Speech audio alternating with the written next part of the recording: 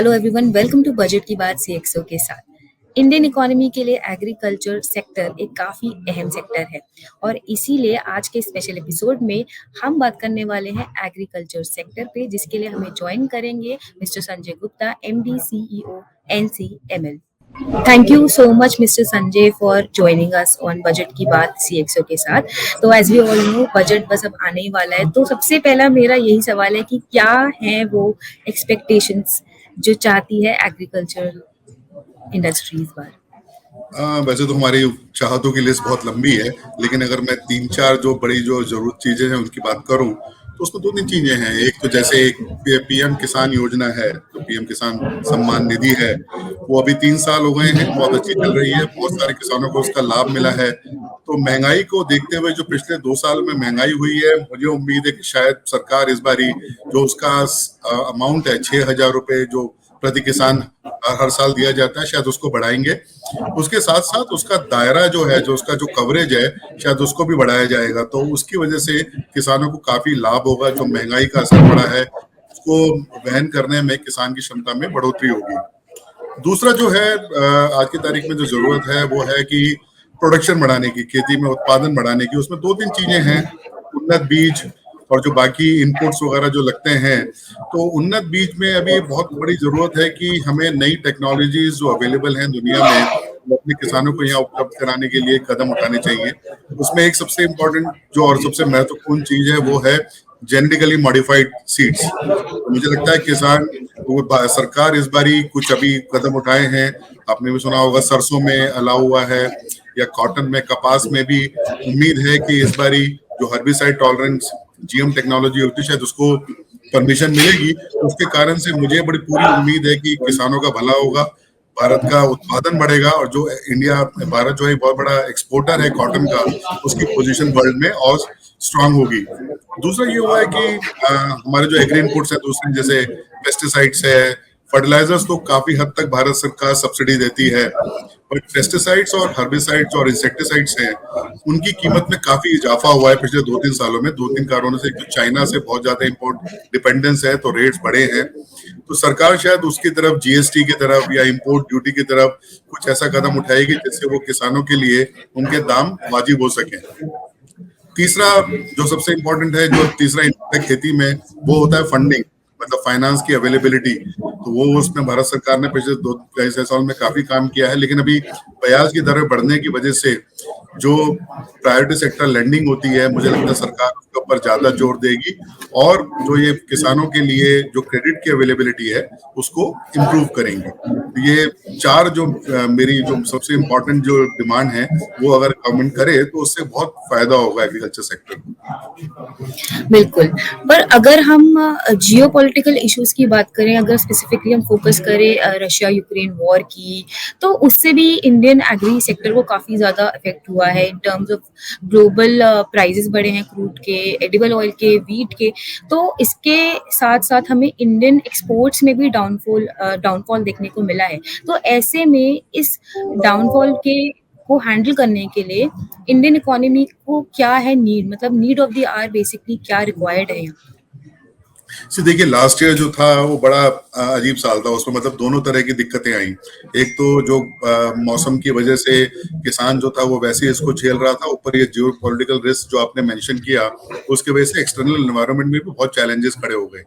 तो जो सबसे बड़ा जो गवर्नमेंट ने जो हमारा एक्सपोर्ट गिरा है, वो तो कुछ हमारा जो नीतिगत डिसीजन फैसले लिए गए उसके वजह से, जैसे गेहूं के एक्सपोर्ट पे हमने बैन लगा दिया, और जो चावल का हमारा एक्सपोर्ट हुआ करता था नॉन बासमती, उसके ऊपर भी हमने एक्सपोर्ट ड्यूटी लगा दी। तो उसका इम्पैक्ट पड़ा थोड़ा बहुत, कि जो एक्सपोर्ट इंडिया से हो सकता था वो नहीं हो पाया। लेकिन मुझे लगता है जो इस बारी हमारी जो स्थिति है अभी अभी इस साल जो गेहूं की फसल है, गेहूं का एरिया बड़ा है, गेहूं ज्यादा लगा है, और जिस तरह का मौसम चल रहा है, अगर ये ठंड इस तरह से चलती है तो जो गेहूं की यील्ड आएगी, जो उत्पादन होगा वो काफी बढ़ेगा।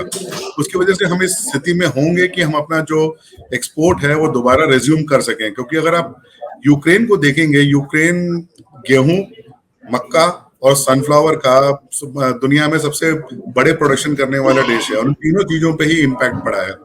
तो जहां तक तिलहन का बात है, उसमें इंडिया में तो सरसों है, हमारे पास सोयाबीन है, ये हम पाम ऑयल बहुत इंपोर्ट करते हैं।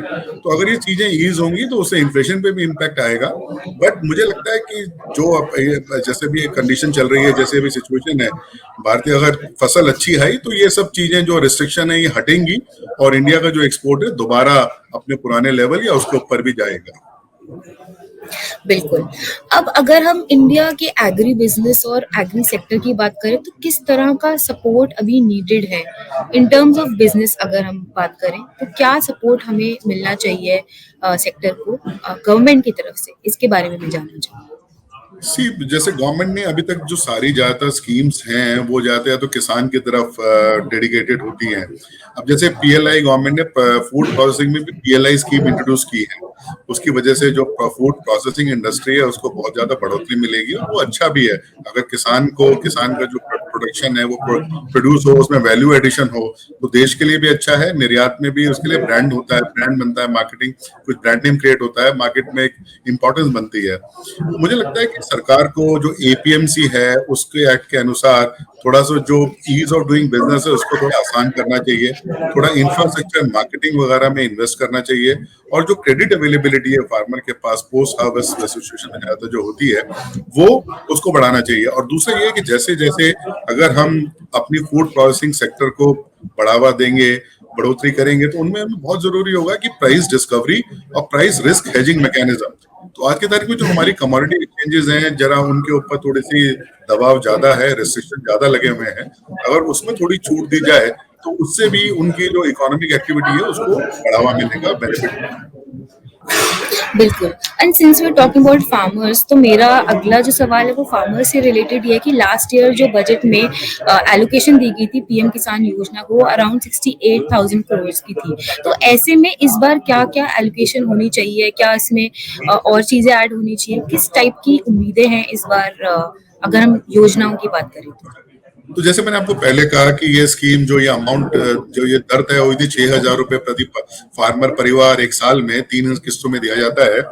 अब मेरे ख्याल से जो लास्ट 2-3 सालों में हमने महंगाई का दौर देखा है उसके हिसाब से जरूरत है कि सरकार इस अमाउंट को देखे। ये 6,000 रुपए का जो अमाउंट है इसमें क्या कुछ इन्फ्लेशन एडजस्टमेंट करके इस अमाउंट को बढ़ाया जा सकता है क्या? क्योंकि किसान के खर्चे तो बढ़े हैं, सब तरह से चीजें बढ़ी हैं। ठीक है, किसान की आय भी बढ़ी है क्योंकि फसलों के दाम अच्छे हैं आज की तारीख में ज्यादातर फसलों के, लेकिन फिर भी एक जरूरत है कि इसकी फिगर को दोबारा देखा जाए। दूसरा ये है कि इस स्कीम का दायरा बढ़ाया जाए। आज की तारीख में करीबन 9 करोड़ किसान भाई इसका फायदा उठा रहे हैं, लेकिन अगर दायरा बढ़ाया जाए और हम मानते हैं कि हमारे देश में करीबन 14.5 से 15 करोड़ किसान है, तो इसका दायरा बढ़ाया जाए ताकि बाकी किसानों को भी इसका फायदा हो सके, और जो अमाउंट बढ़ाया जाए ताकि जो उनका महंगाई के कारण से उनके ऊपर जो डिस्ट्रेस आई है पिछले 2-3 सालों में उसका थोड़ा बहुत निवारण किया जा सके। तो अमाउंट और दूसरा कवरेज, इन दोनों को ही दोबारा एक बार देखने की जरूरत है। जो एपीएमसीज है उनका जो इंफ्रास्ट्रक्चर है वो अभी भी डेवलप नहीं है इतने अच्छे लेवल पर, तो उसके लिए क्या क्या डेवलपमेंट की नीड है? As someone from the industry you know best कि क्या क्या रिक्वायरमेंट्स ग्राउंड लेवल पे रिक्वायर्ड होती हैं, तो गवर्नमेंट से इसके लिए क्या क्या एक्सपेक्टेशंस है? देखिए, उसमें ऐसा है कि एपीएमसी का जो फंड जनरेट होता है, एपीएमसी का जो रेवेन्यू आता है वो कई खर्चा करते हैं, मार्केटिंग में खर्चा करते हैं, इंफ्रास्ट्रक्चर फिजिकल इंफ्रास्ट्रक्चर बनाने में खर्चा करते हैं। उसका एक दूसरा तरीका भी किया जा सकता है कि आज की तारीख पे बहुत जगह कई जगह पे प्राइवेट वेयर हाउसेज हैं, बड़े बड़े स्टेट गवर्नमेंट्स के भी वेयर हाउसेज हैं। अगर हम जो एपीएमसी एक्ट है उसके अंदर हर एक वेयर हाउस या हर एक ऐसी जगह जहाँ पे किसान आता है अपना माल रखने, उसको अगर एक मार्केट डिक्लेयर कर दिया जाए तो उससे किसान को लॉजिस्टिक्स में बहुत ज्यादा बेनिफिट होगा। और दूसरी बात यह है कि ऑलरेडी जैसे एसेट्स एग्जिस्ट करते हैं, फैसिलिटीज एग्जिस्ट करती हैं, तो इसमें डुप्लीकेशन नहीं होगा कि आपको फिर भंडारण के लिए नए वेयर हाउस बनाने पड़ेंगे।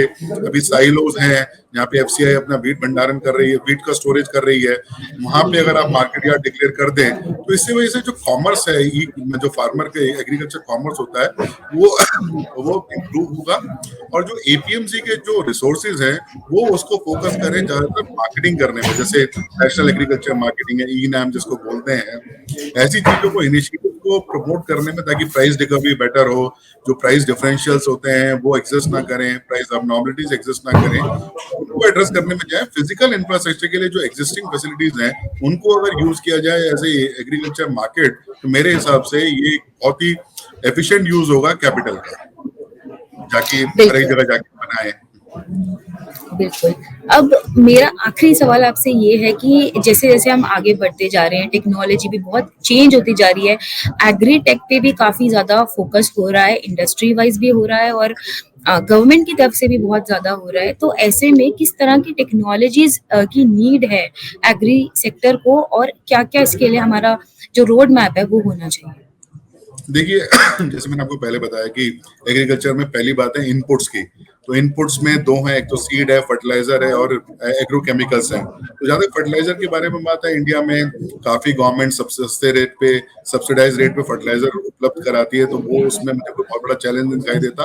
उसमें चैलेंज सिर्फ यही है कि जब जरूरत हो तब उस समय पे पर्याप्त मात्रा में खाद अवेलेबल होनी चाहिए, उपलब्ध होनी चाहिए किसान को, क्योंकि एग्रीकल्चर बहुत टाइम सेंसिटिव है। मतलब जिस समय अगर बुआई होनी है और जिस समय खाद देना है या सिंचाई करनी है, उस टाइम वो अगर नहीं मिलेगा तो फिर उसको बाद में आप भरपाई नहीं कर सकते। दूसरा है agri infrastructure, in the sense कि अभी भी आज के हमारे देश में काफी हद तक हमारी जो खेती है वो डिपेंडेंट है मानसून के ऊपर, और हर साल जैसे हम देख रहे हैं कि मानसून का जो बिहेवियर है वो अनप्रेडिक्टेबल होता जा रहा है। तो ऐसे में इरिगेशन, चाहे माइक्रो इरिगेशन हो, अगर इसके ऊपर फोकस किया जाए तो ये भी एक एग्रीकल्चर टेक्नोलॉजी है। तीसरा है इनपुट, पेस्टिसाइड्स। आप फर्टिलाइज पेस्टिसाइड्स हैं, इंसेक्टिसाइड्स हैं इसमें दुनिया भर में कई कंपनीज हैं जो रिसर्च करती हैं। तो ये ध्यान रखा जाए कि हमारा रेगुलेटरी सिस्टम ऐसा हो कि वो जो मॉलिक्यूल जो बाहर डिस्कवर हुए हैं वो भारतीय किसानों को जितना जल्द से जल्द उपलब्ध हो सके। तो और एक है कि बीज, जाके बीजों में जैसे मैंने आपको पहले बताया कि जेनेटिकली मॉडिफाइड सीड जो पूरी दुनिया में काफी पॉपुलर है, इंडिया में सिर्फ अभी तक कपास में ही वो जेनेटिकली मॉडिफाइड सीड अवेलेबल था। अब गवर्नमेंट उसको कंसिडर करेगी कि बाकी चीजों में भी इसको अलाउ करे ताकि किसानों को उसका बेनिफिट हो सके। और दूसरी बात ये भी है कि जब भी ये जेनेटिकली मॉडिफाइड सीड्स आते हैं तो उसका पेस्टिसाइड के ऊपर सीधा इम्पैक्ट आता है, तो जो पेस्टिसाइड रेजिड्यू और जो उससे रिलेटेड प्रॉब्लम्स है उसका भी उससे सॉल्यूशन निकलता है।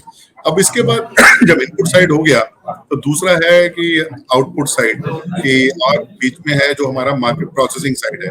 तो जब पोस्ट हार्वेस्ट के लिए, तो जब हार्वेस्ट हो जाता है तो उसमें किसान की दो जरूरतें रहती है। उस समय रहते हैं कोई उसका माल ले ले और उसको वाजिब दाम मिले, और उसका दाम माल जो है खराब ना हो। तो उन तीन चीजों में मैं पहले आपको बता चुका हूँ कि जब वाजिब दाम तभी मिलेंगे जब उसको, जो लेने वाला है उसके पास पूरी विजिबिलिटी है कि वो आगे उसका क्या कर पाएगा और स्पॉइलेज नहीं हो पाएगा। तो उसमें क्रेडिट अवेलेबिलिटी, स्टॉक एक्सचेंजेस जहाँ पे आप प्राइस हेजिंग कर सकते हैं, और अच्छे साइंटिफिकली डिजाइन स्टोरेज और वेयर हाउसेस, ये अगर तीनों अवेलेबल हो तो ये प्रॉब्लम सॉल्व हो जाती है। चौथा है कस्टमर के पास पहुंचने का, कि कस्टमर्स को ये चीज अवेलेबल कैसी होंगी। उसमें बहुत सारी एग्री स्टार्टअप्स हैं जो ये इंश्योर कर रहे हैं कि ये कस्टमर तक अच्छे रूप में पहुंचे, अच्छे रेट पे पहुंचे, ताजा फल सब्जियां लोगों को खाने को मिले। सप्लाई चेन है, उसमें टेक्नोलॉजी का भी है, हाथ है, उसमें सॉइल मैपिंग है, उसमें सप्लाई चेन जो ऑप्टिमाइजेशन होता है कि आप लिंक कर सकते हैं फार्मर को मार्केट से इन अ बेटर वे। उसमें कई सारे स्टार्टअप काम कर रहे हैं, और मुझे, मैं देख रहा हूँ कुछ जगह पे कुछ स्टार्टअप्स के साथ हम भी एसोसिएटेड एज ए कंपनी, और हमें दिख रहा है कि किसानों की जिंदगी में उसका बहुत बड़ा असर पड़ रहा है। मुझे तो पूरी उम्मीद है ये टेक्नोलॉजी भी आगे बढ़ेगी और किसानों को और उपभोक्ताओं को, जो कंज्यूमर है, जो एंड कंज्यूमर है, उसको इन सब चीजों का बहुत बेहतर लाभ मिलेगा। बिल्कुल, और होना भी चाहिए क्योंकि इंडिया एक एग्रेरियन इकोनॉमी है। We are completely based on agriculture. So ये जो जितनी भी चेंजेस है, चाहे हम टेक्नोलॉजी की बात करें या फिर हम डिफरेंट स्कीम्स की बात करें, ये बिल्कुल आने चाहिए क्योंकि इसी से हमारा देश और आगे बढ़ेगा और ये हमारी स्ट्रेंथ है। तो आई थिंक जितनी भी आपकी उम्मीदें आए, होप कि वो इस बार के यूनियन बजट में ज़रूर पूरी हो। Mister Sanjay, thank you so much for joining us on budget की बात सीएक्सओ के साथ। Thank you so much, thank you very much.